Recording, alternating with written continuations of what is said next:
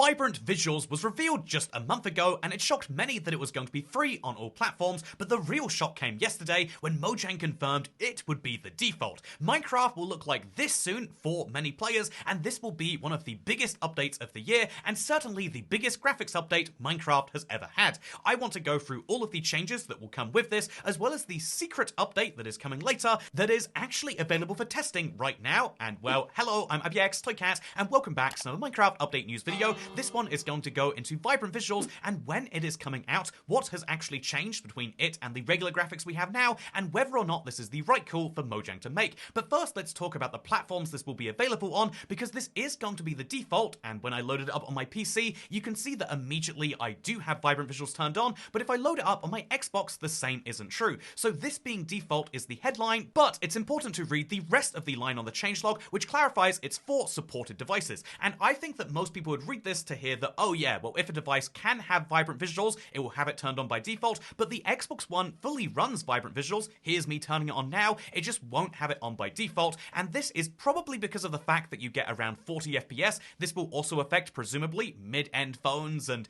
certain tablets too, and presumably this is just a way for Minecraft to run smoothly on all devices and to only have Vibrant Visuals turned on when there is enough spare performance for it to make sense to do so. And so keep in mind that even though this is the default, right now I would suspect that maybe only 20% of players are actually going to have it turned on by default. What's even more interesting is this will be coming to Java eventually, and a Java developer has hinted that over there, they're not even going to have the option for Vibrant Visuals or not, just instead the rendering is going to be turned on for everyone with the ability to turn off individual parts of it feature by feature, which is a great way for us to transition into what the individual parts of Vibrant Visuals actually are. Man, I cannot believe how crazy it is to spawn into a brand new Minecraft world and have it look like this. No toggles, no graphics to change.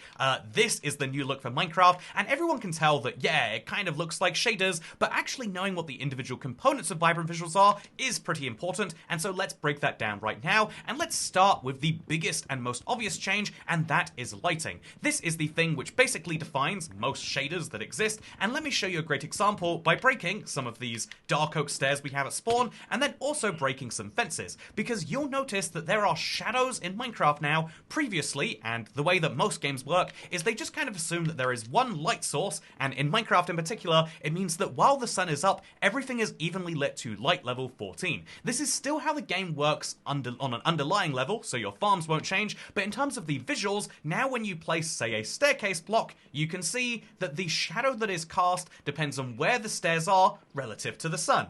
Kinda cool, right? If we place the stairs this way, you'll see that the shadow will also go that way. And this also means that you as a player have a shadow too. What's really fun about these shadows, whether it's you or the blocks, is they actually follow the pixel grid of Minecraft, and so if we look at this shadow, you can see that it's not a perfect shadow, but instead one that feels pixely and blocky, and I kind of love that. We can look at Shadow Toycat over there, and it's very, very fun. But yeah, what's even more interesting is the fact that some blocks, like say the dark oak fence over here, actually will have a gap through the middle. The shadow will actually know when it is that light should be able to make it through an object in some places, and so this also makes it possible for, say, windows. Let's say you have a beautiful room, here's one I made earlier, and if you have a beautiful room, sun will pour into that room in the morning or evening, depending on whether it's east or west facing, and so if you want to have that beautiful sunrise, make sure your windows face that way. Or if you make sure you want to specifically not have that, make sure it's north. So that is the lighting and shadow changes, perhaps the biggest individual component,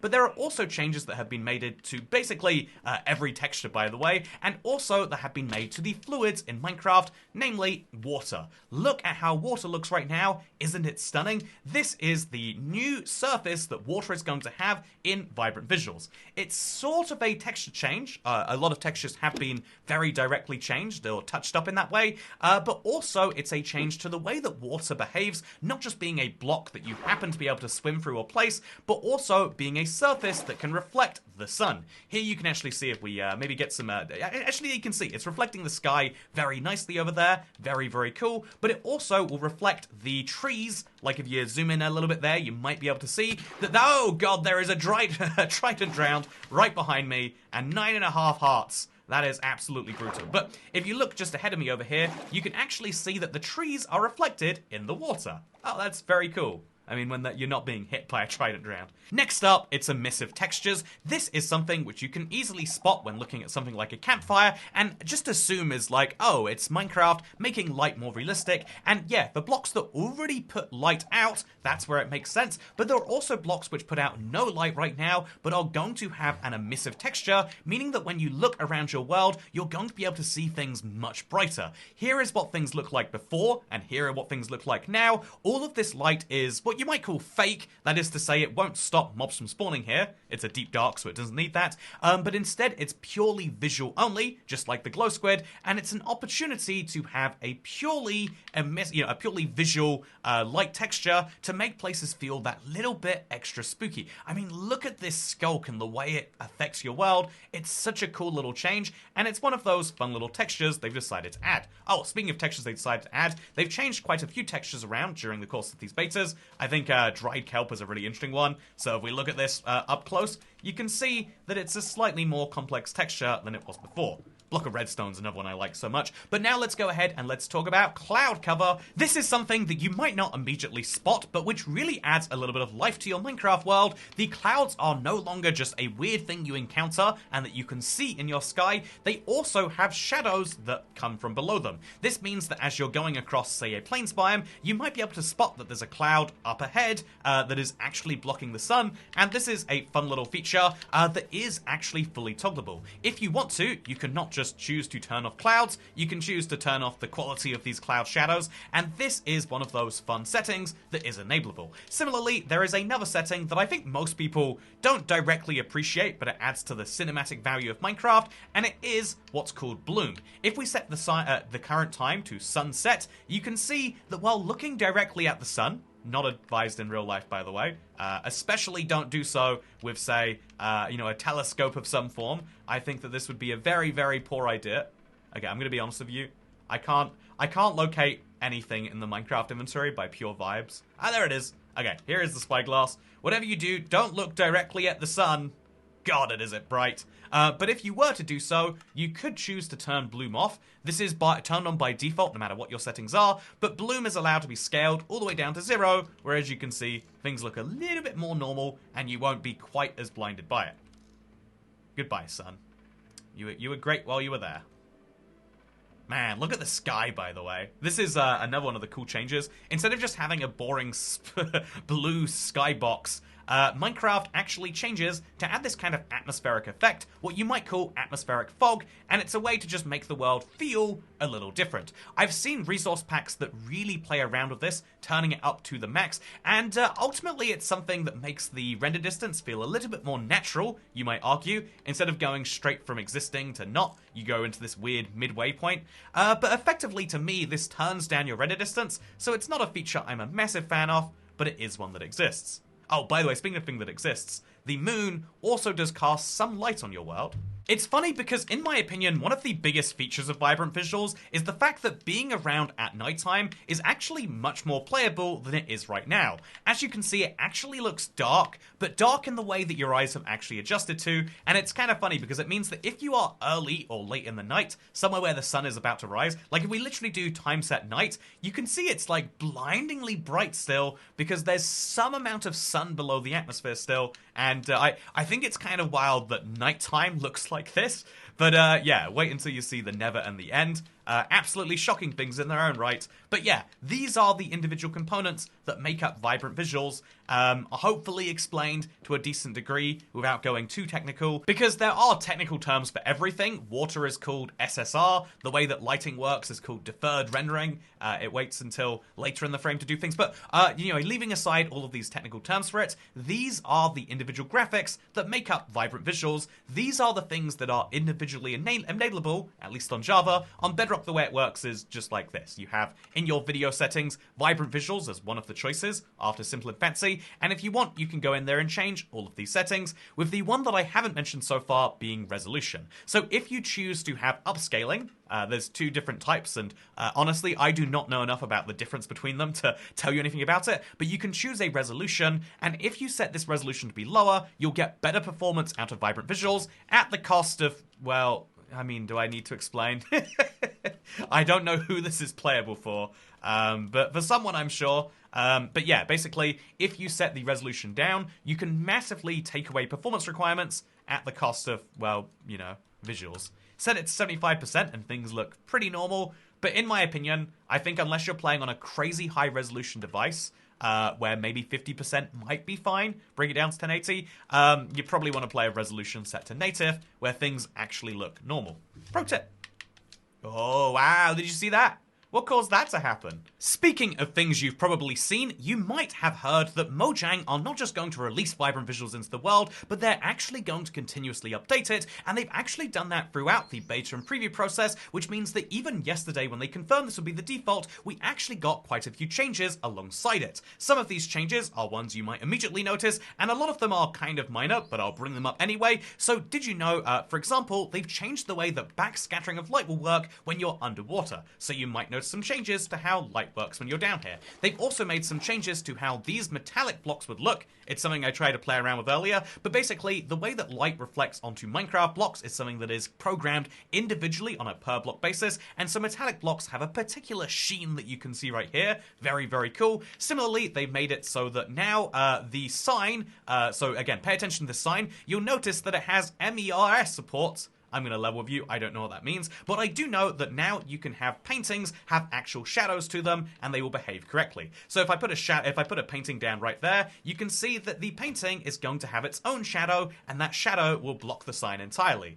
This is kind of cool in my opinion. By the way, did anyone else not know you could place paintings on signs? It's the sort of thing that I'm sure I picked up at some point in Minecraft, but forgot about, and so if you want to, you can box signs in entirely. Not that you would want to do that, but you can. Speaking of things you can do, Minecraft have decided to change the textures of some blocks in Vibrant Visuals, namely the pumpkin, the cave vine, and the firefly bush, and also they've decided to change the textures of some mobs. You might have seen those dolphins earlier, but it's not just dolphins, it's also the strider. I shouldn't spawn them underwater, really, should I? It's also the bee. Probably also shouldn't spawn them underwater, but both of these mobs have brand new textures in Vibrant Visuals. Again, not hugely obvious to me, although it is kind of cool to see. Look at the bee reflecting in the kind of pixelated shadow it has on the water.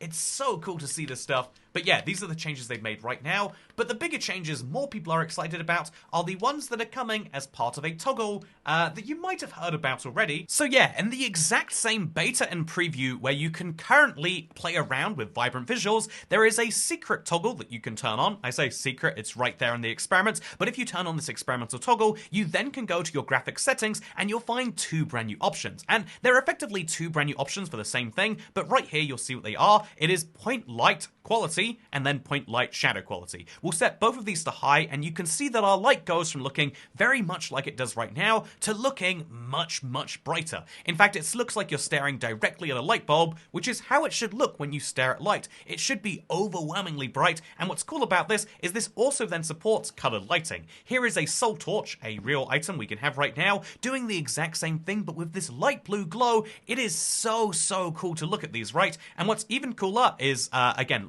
I think there's been hints that this colored lighting would extend to red and green and blue, but just to be clear, to activate these, you have to go into the Education Edition, so not a base part of Minecraft, but right now there are all of these torches in that version of the game, and if you are to use that setting, that experiment, with the, Education Edition, as you can see, red torches, blue torches, green torches, and purple torches. Combine these together and you get an absolutely wild party, at least up close. You can see that as you get further away, the color seems to drain away. And the same is true for all light sources. This point lighting only matters when you are close by, but it's a really, really nice effect for when you are. And so if this is an experiment, it's fully working right now. Oh, if this is an experiment that's fully working right now, then how come it's not in the base game? And the simple answer to that question is that it has a huge impact on performance. Again, I am having to use my Xbox One because it's currently crashing on PC, but still you can see that I'm getting just 30 FPS, down from 40.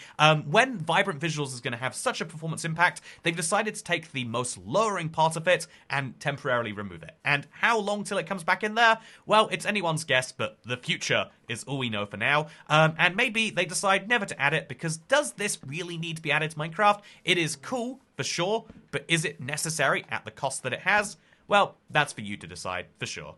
Oh yeah, look such weird results with shadows around this too. But yeah, what's fun about this is if we do, let's hypothetically say we put a salt torch over here, then that will affect the way that the lighting looks around even this sunflower plant in a really, really interesting way. Look at that, it's so strange. Anyway, speaking of strange, I think it's time to move to the next chapter, because the important question to ask at this point is when will vibrant visuals come out, and when will this be the default look for Minecraft? And the answer to that is kind of interesting, because if we are to just look at this as a normal Minecraft feature, the moment it moves from experimental to the base game means that when that beta and preview comes out, it will be a part of it. And so this means that the answer to that question is the next game drop, which is the summer drop coming out in June. In June, your Minecraft will change to look like this, is theoretically true, but the reason that I would be skeptical of that is because of the fact that this is such a big graphical upgrade. I can't believe that Minecraft would call this a minor game drop when they are changing the game in one of the biggest ways that they have ever done so. And so I imagine, given the huge amount of work that they are putting into this, that what will happen is the same thing that happened to Pause, where it seemed like it was going to release in one update. They were very sure, they said nothing about it not releasing, and then somewhere at the last minute, they're going to decide that it should come out in the next one. I think that therefore the summer drop will come out, it will have the happy ghast, and maybe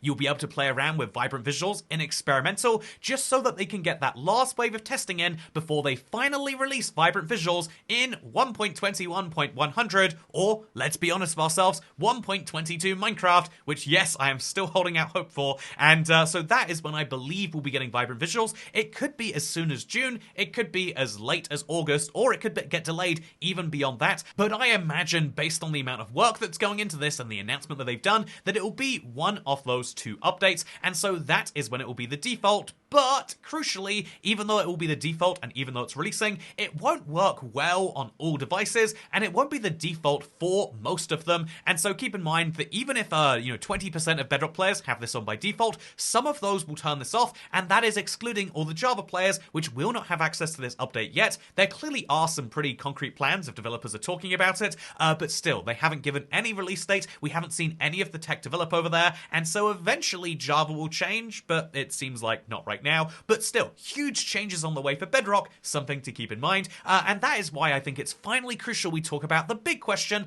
is this a good thing? This has sparked a huge debate in the Minecraft community, because Minecraft looks like, well, Minecraft, right? This is going to be such a visual upgrade to the game, the likes of which we've never seen before. That makes it something that's immediately going to be contentious with at least some number of Minecraft players, because now the game that you grew up with is going to look different to the game we have. And I do think that's why it's so important that they have some of these changes, stuff like the way that the shadows are kind of pixelated. Having a way to make this feel Minecrafty and not just like all of the shaders that exist is very, very crucial. But then there's the more critical issue of the fact that vibrant visuals just isn't really finished or done right now. Sure, for the overworld it works perfectly. I love whether you're in some deep caves with the deep dark, whether you're in the caves, whether you're on the surface, whether it's night, whether it's day. I think the overworld works perfectly with vibrant visuals, but they are kind of just taking advantage of the fact that 90% of players only live there, but players like me are going to find this to be a real struggle, because let me show you this. This is my Let's Play world in the brand new default settings,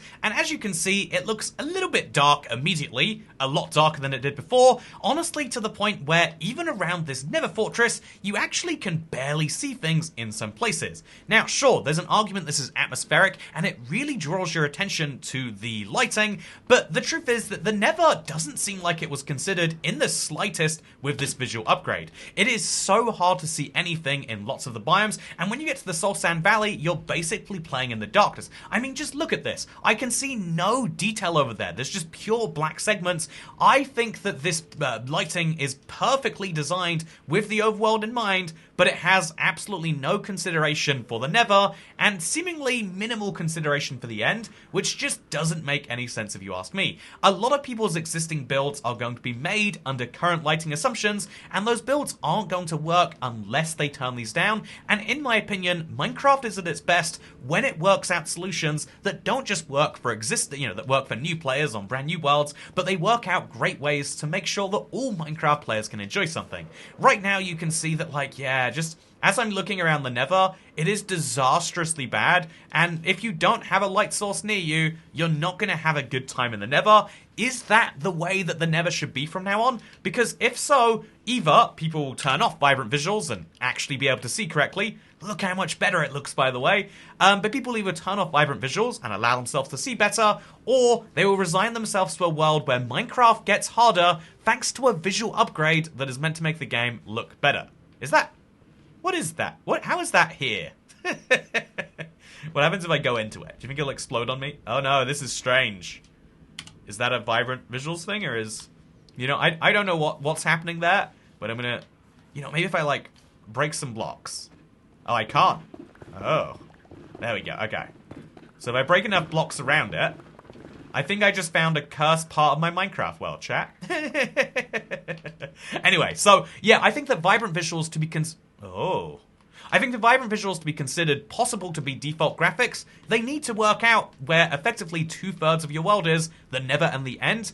And I would say that, you know, alongside those, maybe a slight rework to the way that caves work, or maybe just set it so that your brightness can be on a per dimension basis, so you can have your Nether be ludicrously bright to compensate, while having your overworld still look good. Right now, you can choose between a set of settings that works for your overworld, or works for your Nether, and I'd love if they fixed that. But yeah, that's just my opinion, as someone with a long-term survival world. What are your opinions on all of this that you've seen in this video? I hope you've enjoyed the way that we've covered it. Apologies if it's been a long one, but I think that we've covered this pretty comprehensively outside of the technical stuff. Again, saying what MERS and SRSS and outside of going through all of the technical explanations, hopefully you understand how your Minecraft world is going to be changing in just a short few months now, and I'm excited to see how this looks on mine, but I still don't know. The big question is, will I be turning this off when it comes out, or will I accept that it's the new default and leave it on?